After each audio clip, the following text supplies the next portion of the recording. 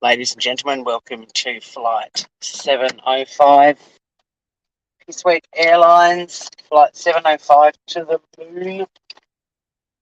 Well, we're not that dramatic, just doing my pre-takeoff checks, coffee check, water bottle check. It's balm. Don't know why, I just can't drive without lip balm. Well, actually, I was putting on lip balm after I brushed my teeth. You know how some people say they feel naked if they forget to wear their jewellery or a watch? I feel naked if I don't put lip balm on after I brush my... Like, when you brush your teeth and you go to bed, how can you not lip balm? I will drag myself out of my snugly warm bed, because we're heading into a Tassie winter, to put lip balm on, because I just can't fall asleep without it. We're hitting the road grooves. I hope all passengers have brought their own snacks, beverages, and seatbelts. We don't provide any of that shit.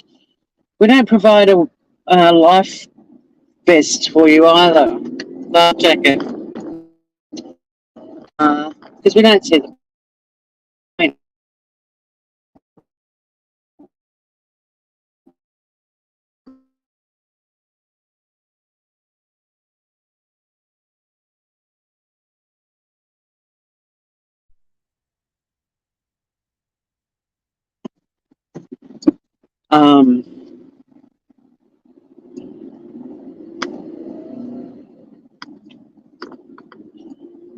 But it feels weird because I'm heading into the orifice on a Tuesday. So it sort of feels like my Monday.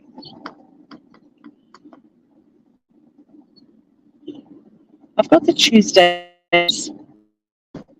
I got the Tuesday blues. I gotta go to work. Lights on, country drivers, put your lights on, even in daylight, because I want to be seen. Down, because you gotta be seen when you drive on the road.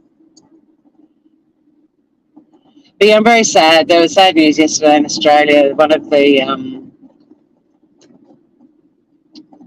judges on Australian MasterChef, who had a massive following around the world, but he died in Melbourne on Sunday, aged 46. Jocks on Thriller. And look, I don't buy into celebrity stuff. You know, I've never been starstruck. I've always just felt, well, you know, they're just people that do things like everyone else, but they're not saving the planet, or some of them are just where they are because they were born with an incredible talent, and others are just beautiful.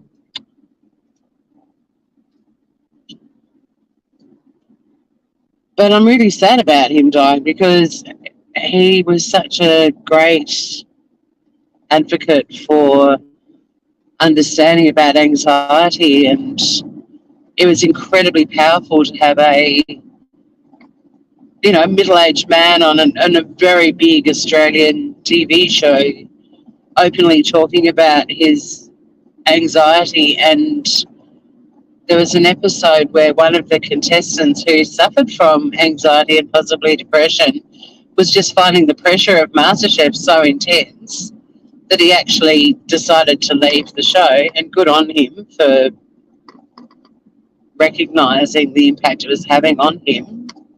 I'll let the bus out, unlike all those other caca poo-poo heads. But I'll never forget Jock talking to this dude, and he always had worry beads. It was his way of silencing his mind and giving this contestant his worry beads. And I just remember thinking it was just such a powerful thing to be watching on a very commercial Australian TV um, that so many people watch. I was like, this is powerful stuff.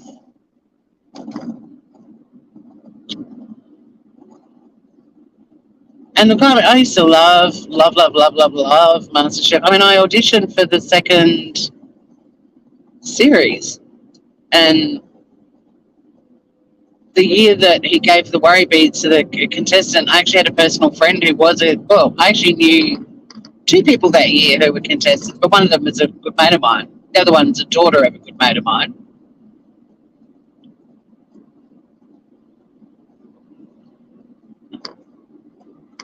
Yeah, it's so sad. It's isn't it interesting how some people's deaths just really affect you, more than others. And I mean, I'm a bit biased. I've got a nephew, Jock. I love the name. Although Jock was born, Jock Zinfrillo was his birth name's Barry. I think he adopted the nickname Jock because it's a Scottish name. Who could blame him? Who didn't want to be Barry? If Joey Wilson comes in, we know you've got a beautiful Barry. But I don't think Jock Zinfrillo liked Barry for himself. 46, I know, and also his little girl, Isla, she's only like 2, and his little son, Alfie, is 6, and he's got 2 teenage daughters, and he's got his gorgeous wife, and it's very sad. I think it was a really good call by MasterChef to. I can't even imagine what it's going to be like watching it, knowing he's gone. And so recently, like,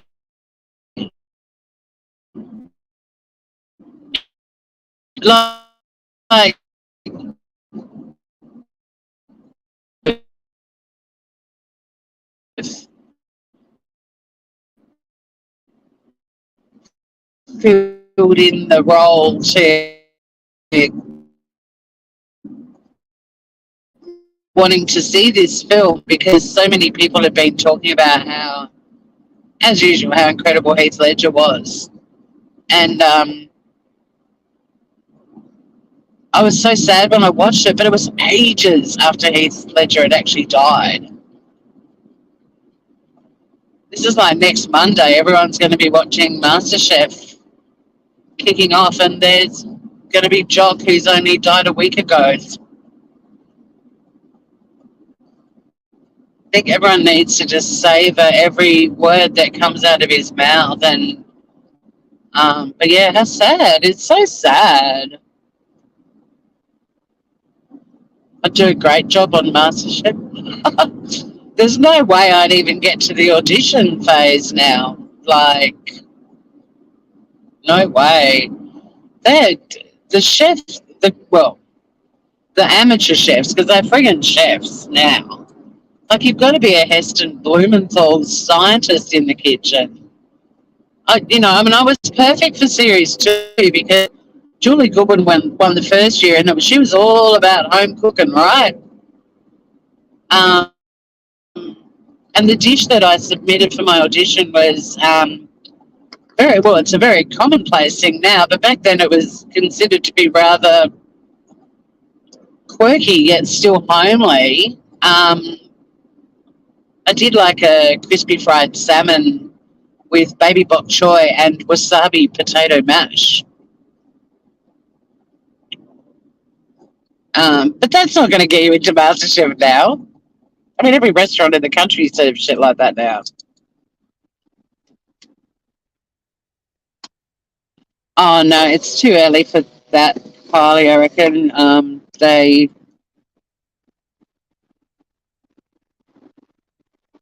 mean, you can speculate based on the way it's been reported, sadly.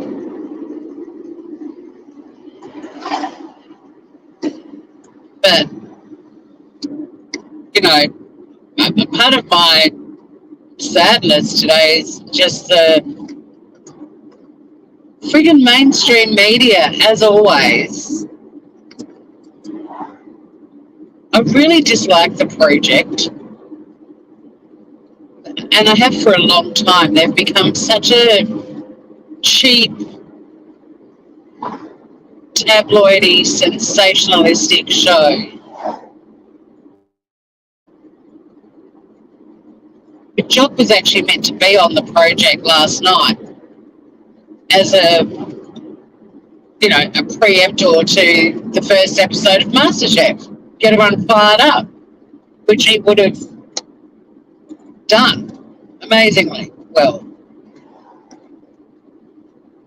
And I didn't actually watch the project when it happened, but I wanted to see how they handled it. So I went onto YouTube, because YouTube is where everything is archived. And the first clip that I found was a fairly short one, and it had a little slideshow at the end and some footage of him being hilarious on MasterChef. And then it rolled on to another one that went for about 15 or 16 minutes. And they had not a cast of thousands, but they had a few people that came up on their panel and talked about Jock. It is pathetic and consumed by the masses.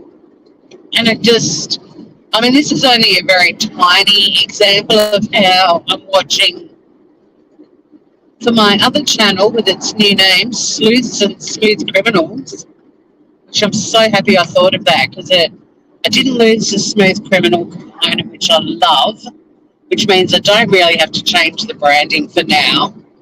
I do have to do a new intro. But just talking about how mainstream media, social media, the usual, and the irresponsible reporting. And look, I'm not going to compare Angela Bishop to Ashley Banfield. She's far from it. But still,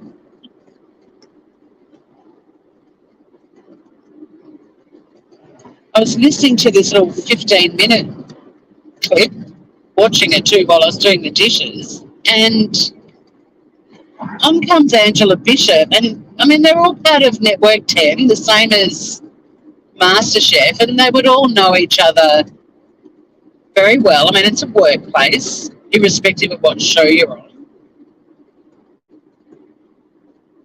But they interviewed Angela like she was the official source on everything regarding Jock's death, and he hadn't even been dead for 24 hours.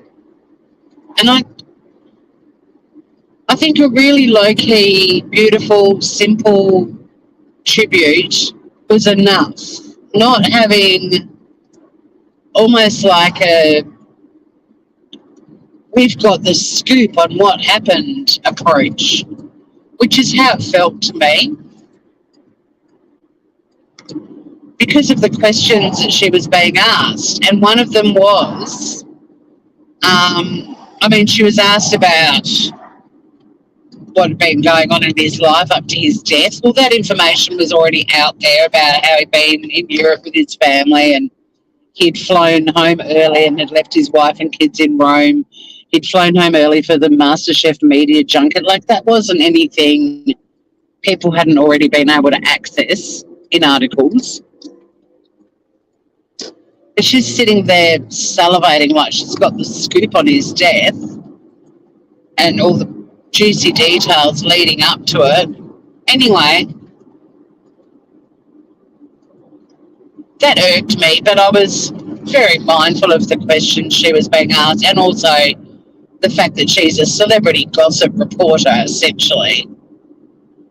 And she's not a renowned journalist. She's red carpet interviews at best. But She was then asked a question about, do we have any more information yet about how he died? And I was thinking, fuck, we did. Like, he was found at 2 a.m. yesterday morning, dead in a hotel in Lygon Street in Melbourne, after police had been called for a welfare check. So obviously, someone was concerned for him and called the police to go and see, presumably, we follow true crime. Like, the stories don't change that significantly. I mean, it's a shock when one does, but if someone calls the police with a welfare check in the middle of the night, it's because they're trying to reach someone and that person's not responding, to their phone calls or their text messages. I found it so disrespectful. But where I really got fucked off, don't hold back, Tori. You've got a day in the office. You need to be in the right mind frame for that. There are people who need you. Oh, I'm doing a lot of work today on the show I'm going to be doing on YouTube on the 15th of May. I'll be putting some information out there so you guys can rock up as my renter crowd and make it look like a roaring success. It's the first time we've done it, so my boss doesn't have unrealistic expectations, but it would still be good to get some people in there pretending to have questions about workers' compensation of all things. But where the project's reporting really pissed me off was when Angela Bishop was asked, do we have any more details about how he died? And again, I think the whole country was in shock and people were devastated to hear that he died. Imagine what his family are going through. His young wife, his young kids, like his teenage kids from previous relationships, marriages. Like, can everyone just let people grieve? Do we need Angela Bishop sitting up on the project being asked, do we have any more details about his death? And it's like the YouTube world. It's like all these people complaining about how they're not given enough information when they're, inverted commas, reporting on a case. Thanks, Kylie. It'd be great if you could pop in, make me look successful. I'll be putting information out there about it. I mean, I'm going to be fully doxing myself. No, I won't be doxing myself. Shit. I just went down the YouTuber misusing the word doxing. All my information's going to be out there, like my real name. Well, my real name's Tori, but my full name, where I work, all of it. Do I care? No. I'm not entrenched in the drama, yucky world. If anyone made a trip to Tasmania specifically to hunt me down and kill me, my death would be remembered forever. But that's beside the point. So Angela Bishop's response, and this is where I got so pissed off, was about how the police had attended for the welfare check at 2 o'clock in the morning. And then she said, and this is where my skin crawled, and the police have also released a bit more information that to be preparing a report for the coroner. Now, that's where she could have ended her sentence. But no, she added on the end of it, which is an indication that even the police don't know what happened.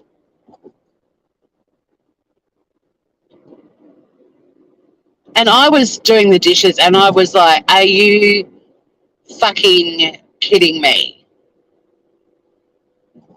The police providing a report to the coroner just never indicates, well, I mean, don't get me wrong, there are instances where they may not know what happened, but it doesn't mean they don't know what happened because they're preparing a report for the coroner. Any first responders, whether they're AMBOs, cops, fireys, hotel staff, whoever it might be. Well, they're not first responders, but they would still have to provide a statement. They have to provide that. That's part of a coronial investigation. And it was so irresponsible of her to say that because she was wrong. And you've got all these Australians that are in shock that this guy has died.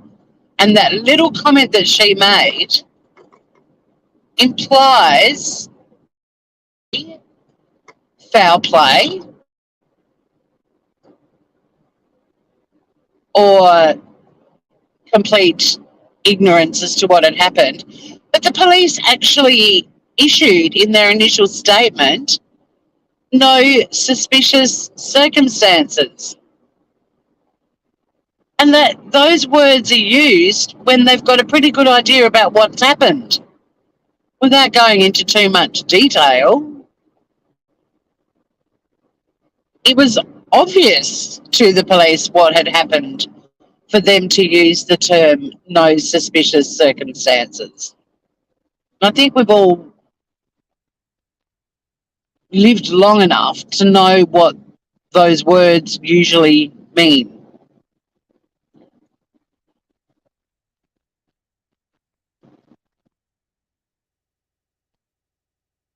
But for her to add to that sentence that the police are doing a report for the coroner because it means the police don't know what happened either. Oh, I can't even imagine the family. I really hope they leave Lauren and all the family and even his close friends alone. I mean, it was sort of shocking to me that the panel had friends of his on last night. Like, you know, kudos to them for having the strength to do it. But I had a friend who was in the media in Tassie who died tragically very young, also 46, and I got called. Like, she died in the middle of the night, and I was called at like 6 o'clock in the morning by media, and I was working in the media as well, asking for information about her cause of death and, you know, what did I know, so that they could basically be the first people to write up what had happened. And I just said to them, I'm not remotely interested in discussing this with you. I have been awake for 10 minutes and found out one of my closest friends has died overnight. Leave me alone. And I just hung up on them. Because even in that instance with Andrea, like the way they pitched the question, they wanted details on how she died. It turns out she had a chronic illness. It was nothing. I mean, it was horrific that she died, and she died young, but there was nothing, you know, sensational about it. But I wasn't going to tell them anything. I couldn't believe they had the gall to call me. I was still in absolute shock because also her death was announced on Facebook by someone who didn't really know her that well. She just happened to bump into Andrea's husband and daughter while they were leaving the hospital. And she took it upon herself to write this announcement, essentially. She'd been in one stage show with Andrea as a backup dancer and barely knew her. And that's how I found out this gorgeous friend of mine had died, and many of us. People are just so gross sometimes. It wasn't her place to tell everyone what had happened. I mean, her husband was absolutely devastated and heartbroken and looking after Andrea's daughter, who was pretty young at the time. But it was his place to tell people. This little shithead put it on Facebook, and that's how many of us found out. Fucking horrible.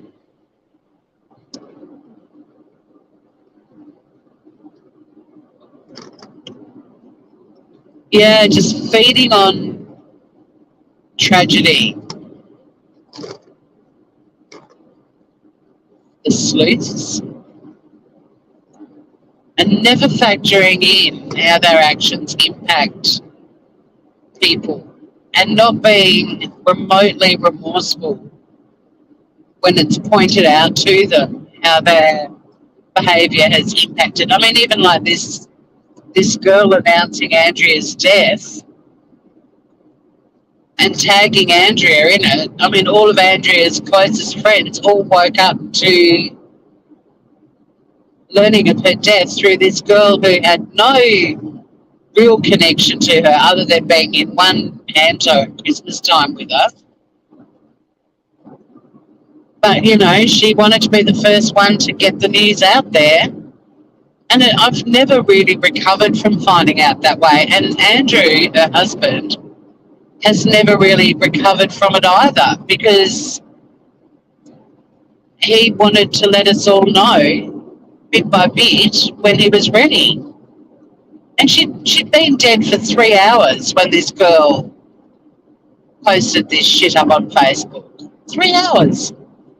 Didn't even respect Andrea's husband, daughter, family, and friends, and leave it for a day or two. Like, if you want to do your little memorial post about how somebody touched your life, be respectful and let people come to terms with what's happened and the huge shock that they're in,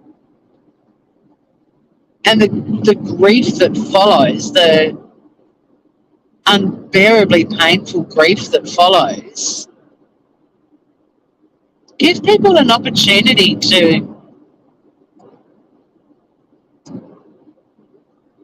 come to terms with what's just happened in their world. It's a part of human nature that I really despise.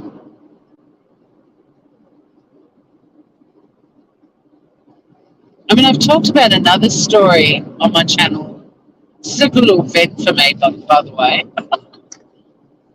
When we get to the car park, if anyone else has stuff they need to offload, it'll be your chance when I can read chat. We're going to be crawling for a while now, but anyway. There was a beautiful girl who was murdered on Christmas Day 2 years ago in Hobart, who was a midwife, and she was very loved by the wide nursing community. Now, I didn't know her, but a lot of my friends who were nurses knew her very well and adored her. And it was a horrible family violence murder that her children witnessed. But again, on Facebook, the very next day, somebody did this massive post about how it could have been her.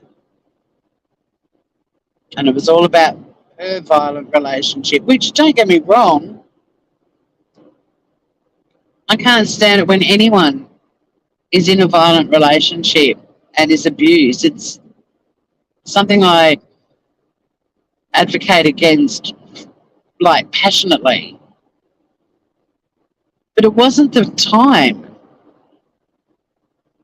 I had all of these friends of mine who knew this girl, who were absolutely heartbroken, in shock, processing that their friend was gone forever and would not be coming back.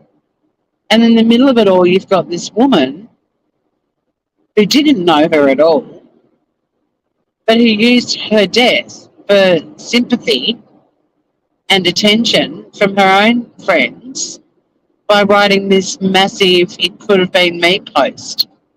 It could have been hundreds of women and men and children. Why are you the one that chooses to write all about yourself instead of just appreciating that there is a whole lot of people out there that you might be loosely connected to who are coming to terms with the brutal murder of their friend? Maybe spend some time looking on your timeline and offering some comfort and support to those people. And then in a week or two, write your "it could have been me" post.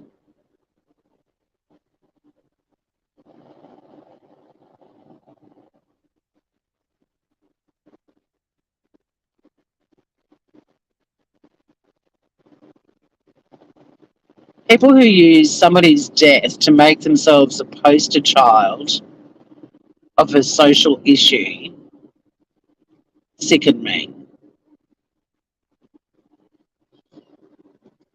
Or people that aren't directly connected to a victim using their death to be the person on social media or mainstream media who got the scoop, who got the news out before anybody else, disgust me. And the sleuths on YouTube also repulse me.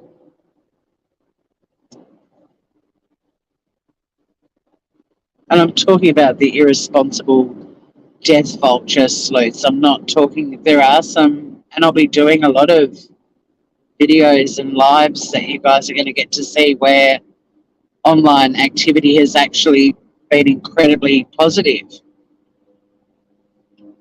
But when I use sleuths on my YouTube channel, I'll be showing the good ones, because there are some, not many, but there are enough. And then I'll be showcasing all of the shockers as well.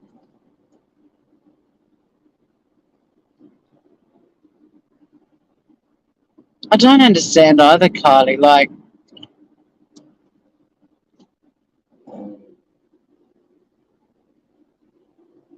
my instant thought when anyone dies is, if it's somebody I know, it's when am I going to contact their spouse, their kids, their family, their friends, like whoever the connection to that person is for me.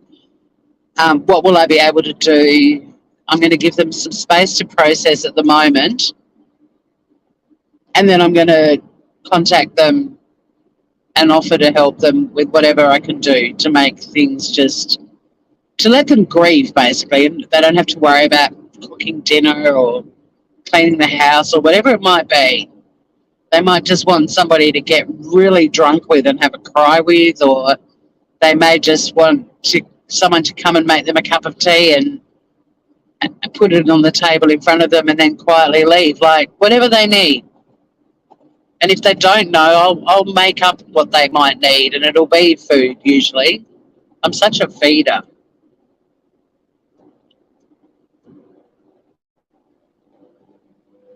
Why is it that most people's instinctive reaction to the death of a person, how the hell can I help the people that are left behind because their lives are absolutely shattered right now? Not, oh, I'm going to jump on Facebook and write this passionate essay about how it could have been me. If I could, I mean, I had to hold myself back. I wanted to go on there and say, the thing is, it wasn't you. And there's a dead woman now, and there are a lot of people who are in shock and grieving. Maybe celebrate the fact it wasn't you and reach out to people who need love and support right now. I don't have a problem with you writing your little essay down the track. It's an issue that needs to be discussed, and people do need to put their stories out there, but timing is everything. Don't let the death of a stranger trigger you to put something out there that you haven't put out there before. Like, write your essay and then put it to one side and offer support. or just shut the fuck up. Yeah, I think everyone's been touched by Facebook announcements regarding deaths. Every time I listen to a true crime podcast and the family found out about the death of a loved one through the media or social media, I just burst into tears. You're a feeder too. There's nothing better though, is there? Than I mean, when my dad died, Facebook was flying. Like I've never seen my Facebook page moving like it was. People just posting. I mean, my dad was very well known publicly, and people adored him. And um, my Facebook page was just racing. And I remember saying to my partner Jim at the time, I was like, "How different is this to when my mum died? You know, like 13 years beforehand." And um, just checking my dates. Yes, it was 14 years before prior. And people just rocked up with casseroles and food, and I mean, flowers actually depress me when someone dies. They're beautiful for like the first 48 hours, and then they start to die, and you're like, it's just everything's dying. One of my friends rocked up with a little yellow rose bush that she and I went out into the garden and found a spot and planted it. And it's still there to this day, and I absolutely love it. And it was such a beautiful gesture. But just in that, a bit over a decade, and then everyone was posting their condolences on Facebook, and I just wanted someone to call me. I just wanted to speak to a human being. Like these friends of mine who I adored and would do anything for them at any point in time, would drop anything for them, were leaving messages on Facebook. They didn't call. And I call people for their birthdays still. I mean, call me old fashioned, but and it's not that I don't appreciate birthday messages on Facebook, but call people. So anyway, I ended up getting quite sort of um,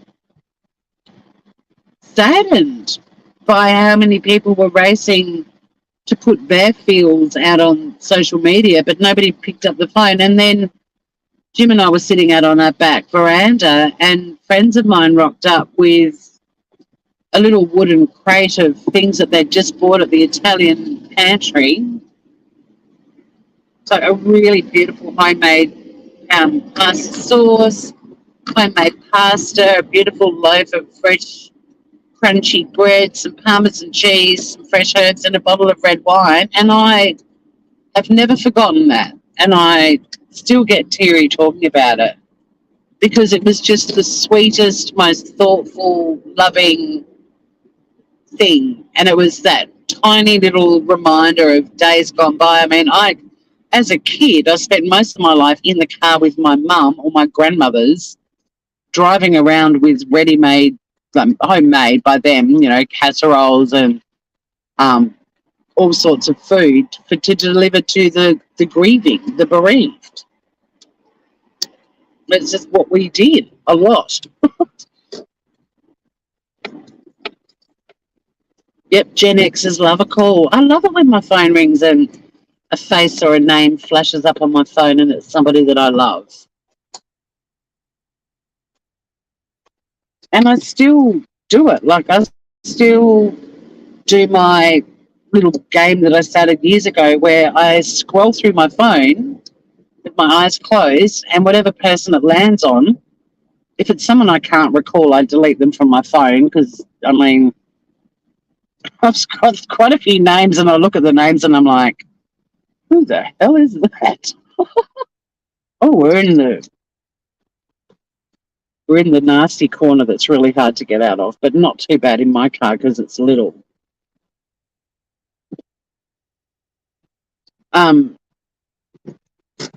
Yeah, and if it's somebody that I know, even if I spoke to them yesterday, I'll call them. And I love it. I love hearing their news, and I love hearing their voices, and I can't stand sitting. I've got a friend who texts me, and he'll happily do like a 2-hour text back and forth conversation, and I can't handle it. So when I can tell he's in a chatty mood, after about the third text from him, I call him because I spend my day on the screen tapping away on a computer. I don't want to get home after a day of that and then spend an hour tapping away on my little phone, which annoys me to no end. So I call him and I'm like, I really want to hear your voice and have a chat. What's up, Buttercup? Can we talk? You're the only one, speaking of chatting, you're the only one who's chatted, Kylie. I mean, people lurking, saying nothing, which is fine, but we're not scary. I mean, it's me and Kylie. Kylie Minogue. She and I, oh my God, you're still a member. I feel bad that this channel has still got members. I was going to suspend it if I can't get my channel moving again. But,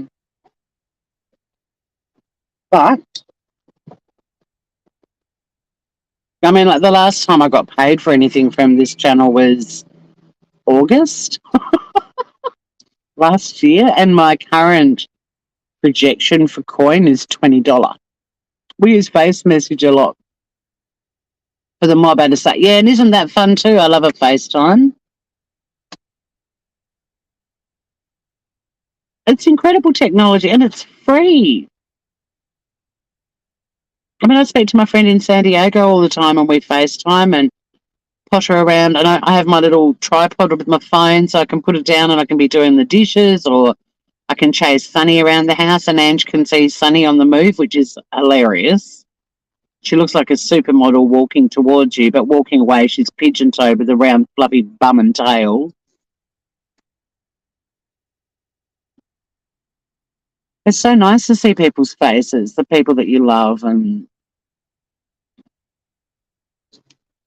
we've got this incredible technology that allows us to do that. And yet so many people these days, they feel that liking somebody's status on Facebook is how they keep in touch with people, and it's sad. Or they'll happily sit tapping away on their phone when in the time they're tapping on their phone, they could have hopped in their car and driven to their friend's house and had a cup of tea with them. We're not scary. Yeah, pop in and say good day. But yeah, I was a bit disappointed with the death of Jocks in Philo yesterday, and not even 24 hours after he died, Australian mainstream media irresponsibly reporting it. And it was only a very fleeting moment, but she's sitting up there like an authority on police procedure and telling an audience, unfortunately, this particular show, The Project, gets a huge audience because most people love the mainstream, the consumers of mainstream tabloidy reporting, but throws in a comment that the cops are doing a report for the coroner, and that indicates the cops have no idea what happened either. And it's not true.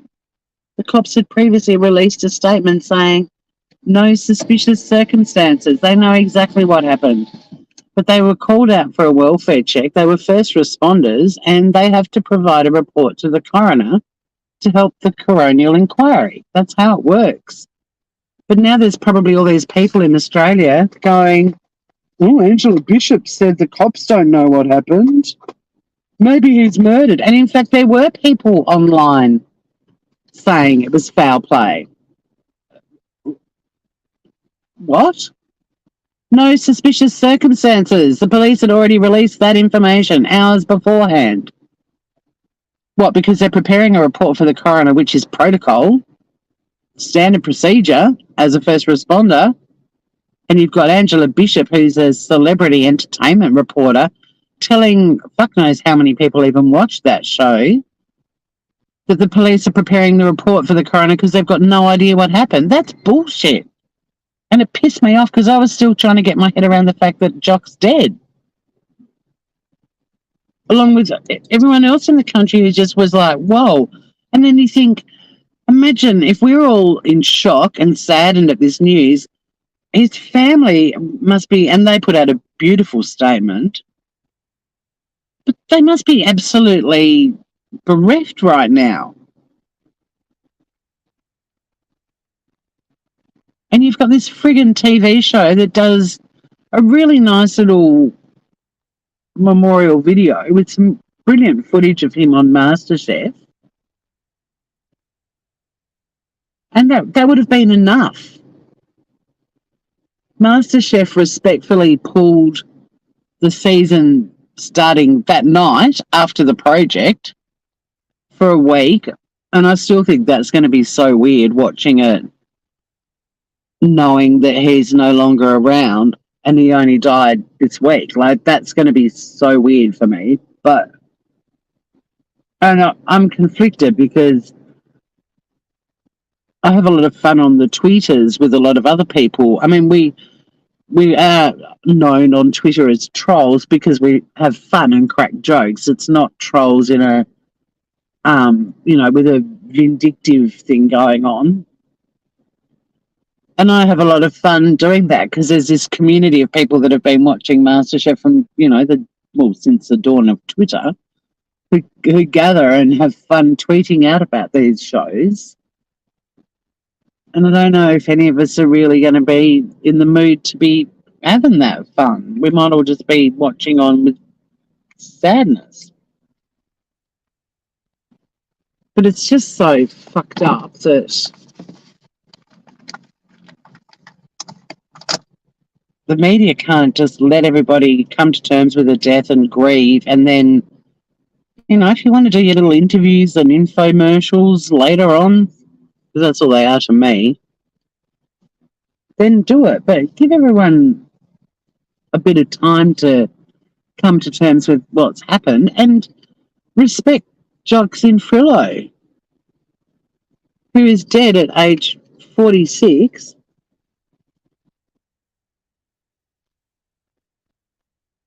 And he was very loved by people the world over. And especially in Australia, like, he was a very loved man who was very open about being a heroin addict. And he moved to Australia and he took his last hit of heroin in Heathrow Airport before he got on the flight to Australia. And then basically his first few months in Australia went through withdrawals. And he went on to have one of the most acclaimed, fabulous restaurants in the country, Arana. I'm so glad I got to eat there. I mean, it was insanely expensive, and we had like a degustation menu. It was the company I used to work for. I took clients there for a dinner. But his knowledge of all of the native edibles that he learned how to forage by hanging out with a lot of our sensationally fascinating Indigenous groovers was an absolute treat. I'm so glad I got to experience that restaurant. Perpetual Platypussy! Hello! Isn't the name sensational? I love it too. Hey, my Tassie Queen. You sound like the scammers I scam bait. When they call you Queen. You're my queen. Well, thank you very much. All right, makeup's nearly done. We're starting to get a bit cold here in Tasweej. We had so many stunning autumn days. Everyone was just like, oh my God, how incredible is this weather? And then out of nowhere yesterday, it was like, boom, it's cold enough to be snowing. Oh, I could not get warm yesterday. I had the hydronic heating on in my house and a heater as well. And at one point, I even put my hoodie on. Gotta love being a lawyer, working from home, giving legal advice to clients, sitting there in your hoodie. But trust me, when winter descends, there's going to be mornings where I'm going to be like, am I seeing any clients today? Could I actually sit in my office in my hoodie? And the Hobart Rivulet goes under the building where we work, and it's freezing cold. Even in summer, the building is cold. An hoodie is like the perfect thing to wear. Knowing my luck, someone would actually go, "Oh, I thought this was a face-to-face appointment," and I'd be like, well, okay, I didn't. It wasn't. Lovely to have you here. I will be giving you legal advice in my hoodie. I probably should get an hoodie, like one of the ones that's really tacky with slices of pizza on it or some sort of hideous cartoon characters. I don't know. I think mine, when it comes to an hoodie, mine's very classy. It's a midnight blue velvet number with lush white boot-like lining. It's divine, but it's still not corporate wear. It's kind of the corporate hoodie, but it's still a fucking hoodie.